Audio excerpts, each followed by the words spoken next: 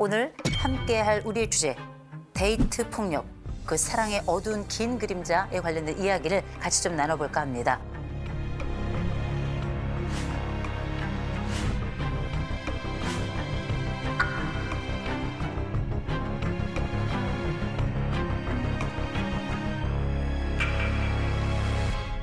그러면 제일 먼저 해야 될 건 뭐냐? 데이트 폭력의 정의부터 좀 살펴보자. 네. 데이트 폭력은 저희는 이렇게 정의하면 좋을 것 같습니다. 연인 관계, 곧 연애 기간, 동거 기간, 결혼 전후. 이 모든 전후. 우리가 이거는 기본적으로 그러면 우리가 생각하게 되죠. 아, 결혼 전후도 데이트 폭력이 들어가는구나. 우리가 이거는 기본적으로 가정폭력이라고 생각을 하잖아요. 네네네. 그러나 우리가 연인 간에 그리고 사랑하는 자들 사이에 발생하는 폭력 범위로 다시금 재정의한다면 부부간에 발생하는 이런 폭력도 역시 데이트 폭력 안에 포함될 수 있다라고 말씀을 드려요. 그러면 우리가 이게 데이트 폭력인지 아닌지 조금 가늠해야 될 것들 중에 너무 소소해. 너무 소소해서 이게 폭력인가 싶은 뭐 이런 게 있잖아요. 네. 그런 것 중에 하나가 계속 연인에게 얘기하는 거죠. 너 왜 이렇게 뚱뚱하냐? 맞아. 그런 분들 있어. 야, 너 패션 스타일이 왜 그 모양이야? 야, 너 집 가난해? 이런 거 있죠? 다 데이트 폭력입니다. 소소한 것 같지만 사소한 것 같지만 이 사람이 내게 인접해 느껴지는 많은 부분을 인격적으로 대하지 않는다면 이건 다 넓게는 데이트 폭력이다. 이렇게 생각하시면 될 것 같습니다. 그래서 범위를 우리가 생각했던 것보다 훨씬 더 넓혀야 된다는 거 먼저 말씀을 드리고요. 그러면 데이트 폭력이 그러면 어느 정도 자주 일어나는가 알고 계신 분들 계실 겁니다. 매일 3일에 한 명씩 데이트 폭력으로 사망합니다. 3일에 한 병이요? 사망한다고?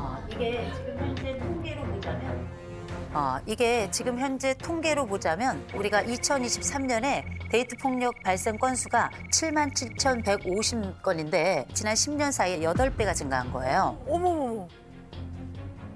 그러면 우리가 그전에 비해서 데이트를 많이 해서 데이트 폭력이 발생하느냐? 그렇지 않습니다. 오히려 인구는 줄었죠. 그만큼 이 데이트 폭력이 빈번하게 발생하고 있다는 점 말씀드리고요. 그럼 지금부터 혹시 내가 데이트 폭력에 포함되어 있는 건 아닌가? 또 나는 이 데이트 폭력을 어떻게 가늠할 것인가? 그 가늠할 수 있을 만한 일종의 척도 같은 게 좀 있으면 좋겠죠. 지금부터 6가지 질문을 여러분과 나누겠습니다. 자, 첫 번째입니다. 휴대폰 SNS를 수시로 내 파트너가 검사하고 비밀번호를 요구한 적이 있다. 그건 안 되지. 두 번째, 친구, 가족 만나는 거 싫어하고 다른 모든 사람들과의 관계에서 떨어뜨려 고립을 시킨 적이 있다. 곧 점점 친구가 떨어져 나가는 거예요. 세 번째, 다 널 위해서야 라고 얘기하고 그리고 행동을 통제하기 시작한다. 또 네 번째, 때리고 미안해, 다시는 안 그럴게. 이런 일이 여러 번 반복된다. 그다음 다섯 번째, 화가 나면 나 죽으러 가겠다. 잠수 타. 그러다가 다시 나타나서 애골복골해서 다시 잡아. 그리고 화가 나. 그러면 또 다시 헤어지겠다, 죽여버리겠다, 혹은 죽어버리겠다. 둘 중에 하나로 상대방을 협박하는 게 있어요. 이 모든 순간이 지금 6개의 항목인데 적어도 하나 있으면 정말 조심하셔야 됩니다. 하나만 있어도 조심하셔야 돼요. 두 번째, 2개 이상이 있다. 특별히 2개가 있다. 이거는 진짜 위험 신호입니다. 이제 임박한 재앙이 여러분 앞에 있는 거예요. 3개 이상이다. 도망가세요. 이게 무조건 도망가셔야 돼요. 왜냐하면 이 신호들을 사랑하기 때문이라고 생각하기 쉽거든요. 그러나 여러분 알고 계셔요. 데이트 폭력의 이 6가지 항목을 보니까 나타나는 공통점이 있죠. 사생활이 없어져요. 나만의 비밀이 없어지는 겁니다. 어머머머머. 한 개체는 성인으로 성장한다는 건 나만의 영역이 있고 누구도 침범하지 못하는 그 영역에서 나만의 사적 비밀을 가질 수 있는 그런 권리, 바로 나만의 그 자리가 있어야 되는데 이 자리가 사랑이라는 이름으로 침범당하는데 자주 침범당할 뿐만 아니라 내 것이 점점 없어지죠. 이건 폭력의 가능성이 대단히 높아지는 것이다. 이렇게 생각하시면 좋을 것 같아요. 자, 그러면 제가 상담했던 사례 중에 정말 월스트, 쓰레기 넘버 7. 저는 이 생각을 사실 좀 하게 되시는데 여자가 4살이 연상이에요. 근데 이 전에 이 남자가 여자에게 목숨을 걸었어요. 왜냐하면 이 여자가 정말 예뻤습니다. 누가 봐도 지나가다 한 번씩 이렇게 돌아보는 사람 있잖아요. 그 정도로 매력적인 사람이었는데 이 사람에게 목숨을 걸고 쫓아다니기를 반복하다가 나중에는 이 여자가 보는 앞에서 난 너 아니면 죽겠다고 시위까지 하고 아이고. 그러니 이 여인은 생각하게 되죠. 이 남자인가 보다. 아.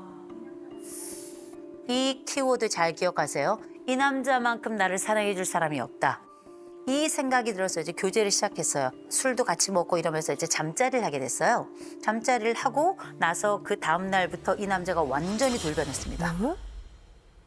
완전히 돌변해서 이 여자에게 그전에는 존댓말을 했어요. 갑자기 반말을 시작해요.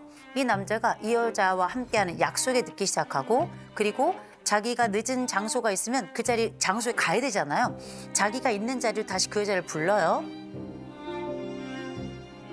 이런 방식으로 시간과 전반적인 주도권을 완벽하게 장악을 했습니다. 근데 이 남자가 진짜 나쁜 게 뭐냐면 이 여자하고 약속을 했어요. 펜션을 가자. 펜션을 가자고 하고 난 다음에 자기 친구 3명을 그 펜션으로 불렀습니다. 설마. 부르고 그 자리에서 이 남자가 갑자기 이 친구들을 딱딱딱 쳐다보더니 이 여자를 세워놓고 뺨을 때렸습니다.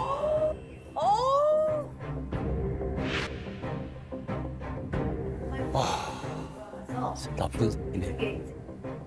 정말 고개가 완전히 돌아가서 그 이쪽에 이제 자국이 이제 코피가 흐르기도 했는데 이 안쪽에 혈관이 다 터져가지고요. 근데 진짜 나쁜 건 뭔지 아세요? 이 남자가 이 여자를 데리고 가서 문신을 했어요. 가슴 안쪽에다가 자기 이름으로 문신을 했습니다. 너무 싫어. 자기 이름으로 문신을 했어요. 쓰레기 중에 쓰레기. 근데 이 안쪽에다 정말 시커먼 문신을 해놨어요. 이게 사람입니까? 근데 우리 같으면 웬만하면 사실 이 여자가 신고됐을 법하고요. 도망갔을 법하잖아요. 계속 이야기한 겁니다. 너 신고해? 내가 니네 집 불지른다. 너 신고해? 내가 네 동생 가만히 둘 줄 알아? 어머. 이 사람들이 가지고 있는 기본적인 정서가 뭡니까? 통제감이죠. 기본적인 정서는 소유욕이에요. 사람으로 대하지 않아요. 물건으로 대해요. 내가 가지고 있는 일종의 트로피처럼 생각을 하다가 필요 없으면 던져버리는 겁니다. 그냥 던지겠어요?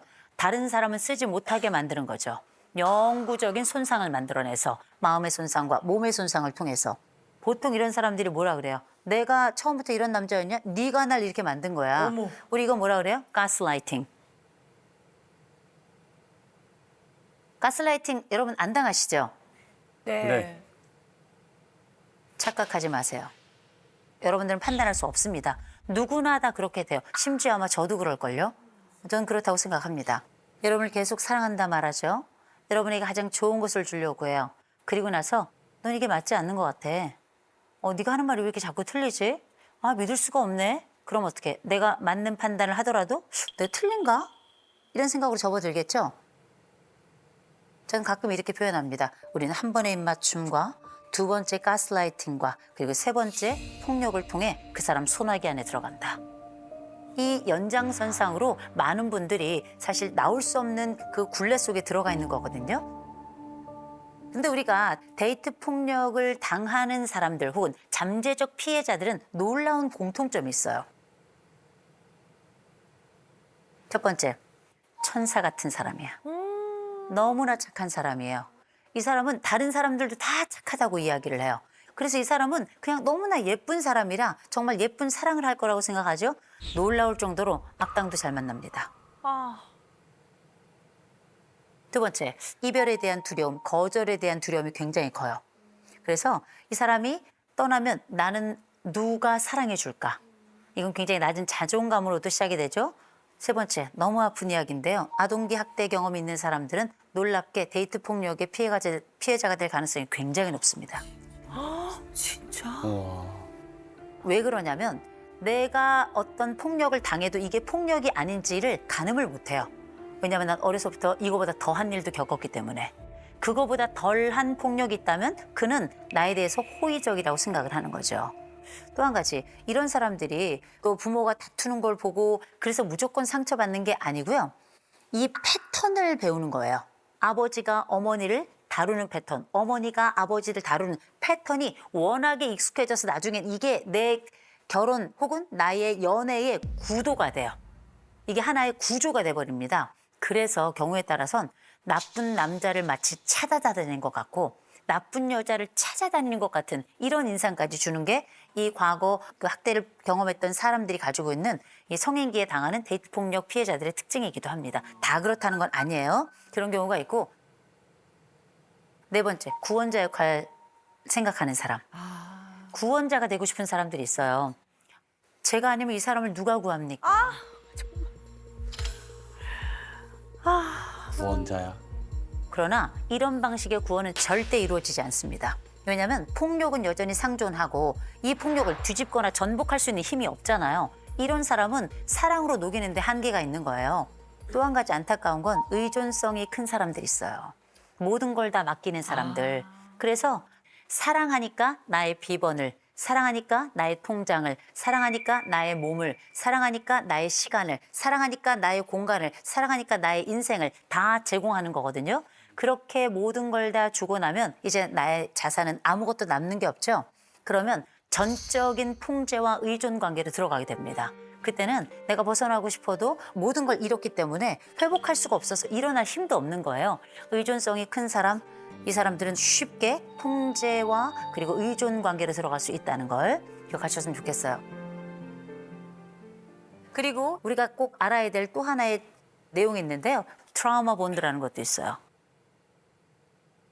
트라우마 본드라는 건 뭐냐면 폭력은 말입니다. 폭력만 있지 않아요. 달콤함을 늘 함께 가져와요. 어떤 엄청나게 무술을 잘하는 남자하고 한 여자가 결혼을 했어요. 근데 이 여자가 이 전전 남자친구가 준 선물하고 편지가 거기 있었어. 이 남자가 읽고 또 읽고 또 읽고 또 읽고 그때부터 이 여자를 보고 이 여자가 갑자기 웃으니까 왜 그 남자가 생각나서 빡 와. 때리기 시작한 거예요. 그러면서 폭력이 일어났어요. 폭력이 일어나고 난 다음에 뭐 했냐면 여자가 만신창일 거 아니에요. 안아가지고 욕조에 온수를 틀어놓고 데리고 가서 구석구석 닦아줘. 최악이에요, 최악. 너무 싫어. 악마 아니야, 악마? 악마다. 머리 다 빗겨주고 머리 드라이기로 다 말려주고 데리고 나가서 가장 좋은 곳에 가서 밥 먹고 가장 좋은 곳에 가서 선물 사주고 그리고 나서 얘기해요. 난 너밖에 없다고. 폭력과 달콤함이 반복되기 시작했죠. 나중에 시간이 지나서 무슨 일이 벌어졌는지 아십니까?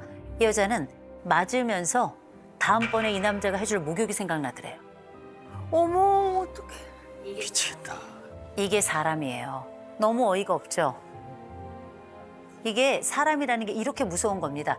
나라는 사람이 맞으면서도 그런 생각을 할 수 있는 게 그게 인간이에요. 그래서 우리가 이런 달콤함과 이런 폭력이 반복이 되면 이게 하나의 나에게 조건으로 자리를 잡게 되는 겁니다. 이것처럼 비참한 일이 없죠. 그래서 이 사람이 나를 어떤 식으로 통제하는지에 대해서 큰 그림을 보셔야 되기 때문에 반드시 친구들하고 이 얘기를 나누셔야 돼요. 내가 맞았다. 내 뺨을 때리더라. 내 멱살을 잡더라. 내 머리 후려치더라. 이런 얘기를 마음 나눌 친구들이 있어야 돼요. 근데 이 얘기 못하죠? 왜? 수치심이 있으니까. 그래서 뭐해? 엄마한테 얘기 못해. 친구한테 얘기 못해. 또 가장 중요한 상담 현장이나 경찰에 신고해야 되는데 이걸 하지 못하는 거예요. 왜? 나의 치부도 드러나니까. 그렇지, 맞아. 그렇지. 창피하고. 근데 우리가 기억하시기 바랍니다. 폭력은 가속도가 붙어요. 더 심해질 거예요. 더 고통스러워질 겁니다. 부끄러운 게 문제가 아니에요. 살아야죠. 제가 말씀드렸죠. 3일에 한 명이 죽습니다. 그게 내가 아니고 그게 네가 아니라는 그런 보장이 있습니까? 그게 내 딸이 아니라는 보장이 있어요? 그게 내 아들이 아니라는 보장이 있습니까? 그런 거 없는 거예요.